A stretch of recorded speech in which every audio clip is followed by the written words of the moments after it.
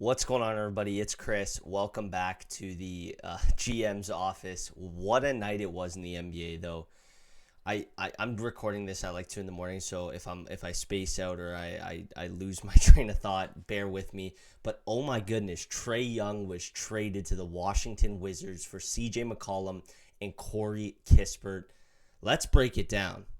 All right, we're gonna start from the Wizards side of things because I'm gonna just get it out there. I'm a massive Trae Young guy. I've been a Trae Young fan for the last two and a half seasons now. Like, he's been my favorite player in the league, and it's just the swagger, it's the playmaking ability, it's the uncanny ability to just get straight buckets whenever he wants to, and that hasn't been the case this season. His averages aren't there. 19 points per game. 30% from three, not the typical Trae Young we're used to seeing. And the defensive effort has been at an all-time low, which is like the main reason the Hawks wanted to part ways with him. He just wasn't fitting what they were doing. They didn't want to have to pay him an extension. They didn't want to have to, deal with the consequences of not trading him and then him picking up his $48 million plus player option in the offseason and then having to pay him that contract or that salary next season and just hindering their ability to make any other moves. So, they didn't get any draft capital, but they got what they wanted. They got rid of Trae Young, and they brought in some guys who are going to, be here for the long term in Corey Kispert. I assume I've heard they've, all the speculation and all the reports online are saying they really liked Corey Kispert, and he was a must-get guy in this deal for them. And I don't blame them. On his career, a guy who averages in the 4 years he's been in the league, 10 points per game, shooting 38% from three. Just a beautiful plug-and-play player who played winning basketball at the college level. Didn't really get to do that with the Wizards, but is a guy who, can be an impact player on a winning basketball team, and that's what the Hawks valued in him.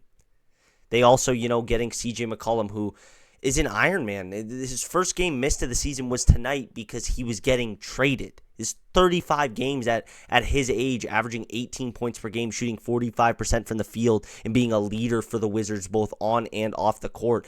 That's a type of guy that fits in and gets to pair now in a backcourt with Dyson Daniels, who, is one of the league's best defensive playmakers and defensive players in the entire league, which completely, covers up all of McCollum's downsizes, which are his size and, his defensive deficiencies. So it's kind of a match made in heaven in that backcourt. I don't think, CJ McCollum is the player he was in Portland anymore, but he's a damn good basketball player, and it's a good get. And a lot of people are sleeping on the fact that they're, getting two players for a guy who wasn't really doing much for their team. I just realized I said I was going to talk about the Wizards side of things, and I've completely neglected that. So let's get back to it. Trae Young in Washington. I love it, folks. I love it. I love it. I love it. I mean, he's an organizer for this team. This is what they needed. They needed a guy who's going to create open shots. And people don't talk enough about how creating open shots for young players is what helps their development. Kind of in an opposite way as, like, you look at what the Brooklyn Nets have done with Yegor Demon. They brought in Michael Porter Jr., who's a guy who, with Demon's primary, or Dioman, however you pronounce it, I've heard so many different pronunciations. But for a guy who's a playmaker, the best thing to have around him is a guy who can make a shot and boost that confidence and help that development. And that's what MPJ does. Just like Trae Young's now going to this team, and he gets to be the guy creating shots for other players and for this young talent. Also, backcourt of him and Trey Johnson, anybody? I mean, 3-point barrage night in and night out. I love it. I like, I think the rotation I would go with when, fully healthy and fully equipped is Trae Young, Trey Johnson, the Trays in the backcourt, and then you're going to have Bilal, Keyshawn George, and then you're going to have Alex Sarr with Bub Carrington running that second unit. And then, another thing, they just got Trae Young and are probably still going to get a top 5 pick in this year's draft. Like, could you imagine they put AJ DeBonsa on this team? Bro, or even a Darren Peterson or a Cam Boozer or a Caleb Wilson or any of these guys, right? Like, it would be absolutely insane. And I just think this is an ultimate buy low opportunity for the Wizards. They're going to pay Trae. That was the main reason he probably wanted to go there. I mean, I think, he probably is excited about the opportunity to have his own team again with Jalen Johnson kind of taking that from him. But at the same time, I think, the biggest deciding factor was this is a team who's going to be willing to pay Trae Young what he wants and what he feels like he's worth. Now, do I think the Wizards are going to be back in the playoffs next year? Probably not.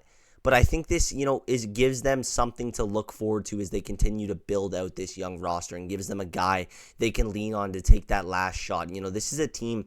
I don't. There's no stat that proves this, but for people who have watched the Wizards this season, anytime they're in a clutch situation, it feels like someone's either like bumbling the ball and it's going out of bounds, or they're turning it over, or it's just bad offense and they can't create an actual good shot. And that's what Trae Young can also do for them. I just think the discourse around Trae is just kind of gotten ridiculous. A lot of people just online hating on him for everything he does. And I think people are also forgetting, 8 years into this guy's career, he's a 4-time All-Star, and he took a team to the conference finals at one point in his career, right? This is a guy who was the franchise for Atlanta, and now he gets to be that for Washington.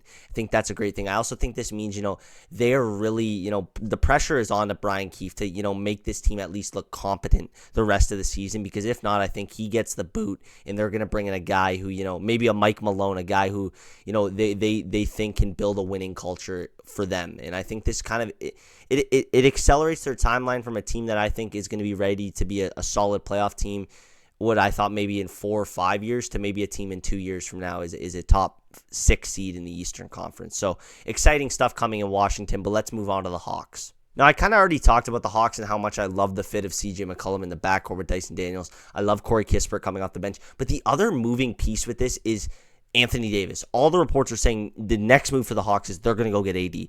They're going to go get AD, and they're going to bring him in, and he's going to be their big piece. And I'm kind of up and down about this. I love the idea of Anthony Davis on this team. I think he's kind of the missing piece to the puzzle. But at the same time, I don't know how comfortable I feel giving up Zachary Risacher for Anthony Davis. As much as people want to hate on what Zach's done this season and the fact that he's the number 1 pick and he's probably just going to project to have a career like Harrison Barnes, that's what the draft presented the Hawks with. Also, they wanted to draft Alex Sarr, and Alex Sarr didn't want to go there. That's another important thing to know. Things would be completely different in Atlanta if Alex Sarr was there right now. But that isn't the reality. And I think, Zach's getting just a tough time from the media and everything, because he hasn't had the second year breakout after the way he ended last season. I think he averaged around 17.5 points per game during the second half of last season in those final 25-ish games. I don't know how I feel about trading him for a guy like Anthony Davis, who has struggled to stay healthy throughout his career. And obviously when Anthony Davis does play, he's S-tier level player, one of the best in the league, one of the best rim protectors, one of the best paint scorers, one of the best, just one of the best, period. But at the same time, are you willing to take that risk? Well, I guess I answered my own question, because it sounds like the Hawks are willing to take that risk. And I do think, maybe their thought process, the East is wide open. We can go do this. And yeah, man, I mean, if you can get Anthony Davis for KP, Zach, and Luke Kennard, you're going to still have a bench that features Vit Krejci, who's been like a 50% three-point shooter this year and one of the best in the entire league, should be in the three-point contest. Corey Kispert, double O, and then you're going to rock out with a star. And I'm probably, Mo Gay probably still too. I'd assume Asa Newell would probably be in that deal, but if you get to keep him, bonus. Keaton Wallace, who I really like. I still think there might, unless I'm forgetting somebody, I think there still might be like a guard that they need coming off the bench to run that second unit. But at the same time, you're talking about a starting lineup that features now CJ McCollum. It features Dyson Daniels, Nickeil Alexander-Walker, who's been a 20-point-per-game scorer this year, Jalen Johnson, and then Anthony Davis. That is a monster. And I don't know if any team has a more well-rounded starting 5 other than the New York Knicks in the Eastern Conference right now. After their win tonight, too, the Hawks are 18-21.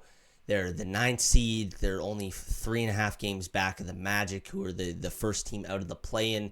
So, yeah, you get Anthony Davis, you go on a quick little run here, and you're, probably a top 3 seed by the end of the season, because that's how wide open the Eastern Conference is. But at the same time, I just don't know how I feel about trading away my number 1 pick to get Anthony Davis when I still have an extremely young core that I can maybe do some other things with. But we'll see. I mean, it'll be interesting to see what the Hawks do. I also don't – I've been sitting there. This was a shower thought for me today.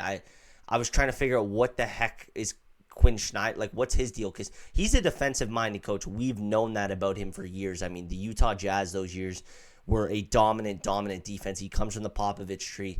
So, yeah, he fits the defensive identity that they're now trying to build. But at the same time, what does this mean for him? Is the pressure more on, or does he have a longer leash now that it's going to be his style of play, or his style, of team being implemented here for Atlanta. So it'll be interesting to see what happens. But there's one other little thing I wanted to touch on, which is, let's say Anthony Davis does get traded. What does that mean for the Dallas Mavericks in the rest of their season? Now, Dallas is 14-23 at this point in the season. They're out. They're the 11th seed. They're the first team out of the play, and they're 2 games back of the Grizzlies. But let's say they trade Anthony Davis. What does that mean for the rest of this team and their direction? Well, this is unrelated, but I'm rebuilding them in 2K, and this is kind of what I did. I traded AD, but then I think maybe they explore just selling off all their aging assets and try to reload next year with a younger team around Kyrie Irving and Cooper Flag, which I think would be really interesting.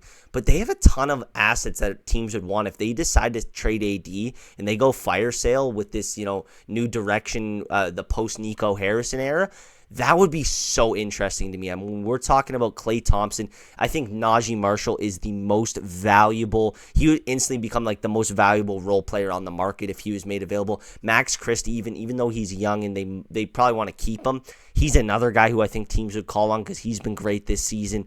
So yeah, this has so many little. This singular trade has so many little moving pieces to it because now that the Mavericks are probably getting involved with the Hawks and Anthony Davis trade talks. What does that mean for, even Kristaps Porzingis? I don't think if KP gets traded to the Mavericks, he's going to stay on the Mavericks during the deadline. He'll probably get rerouted or it'll turn to a 3-team deal. So there's another piece there. I don't even know. Luke Kennard would probably get bought out and go sign somewhere. Najee Marshall and Klay Thompson probably instantly become available the second they trade Anthony Davis. So it's really, really interesting to me what could happen or what's probably what we could see come from just this singular trade. That's the Trae Young trade kind of is the start of trade season and could create a complete snowball effect for the rest of the year. But I guess we'll just have to wait and see. I mean, that's all I really got for you guys. Just general thoughts. I wanted to get some little content out for you guys. But yeah, like, comment, subscribe, give me 5 stars on Spotify, and yeah, hopefully we'll have some guests come on soon. I definitely want to get into some NBA draft talks because I am drafted out. I don't have my actually yeah I do.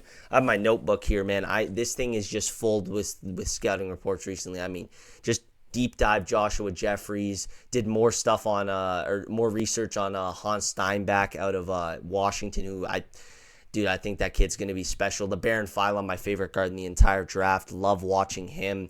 Cam Carr, Keaton Wagler. Just yeah, it's coming, guys, and it's going to be a special video when I start talking about draft stuff because that is my lane. But we'll get back to it. We'll see you guys later. Peace, love, and yeah, put your GM hats on and be internet GMs, bro. We need more of those in the world. So yeah, peace.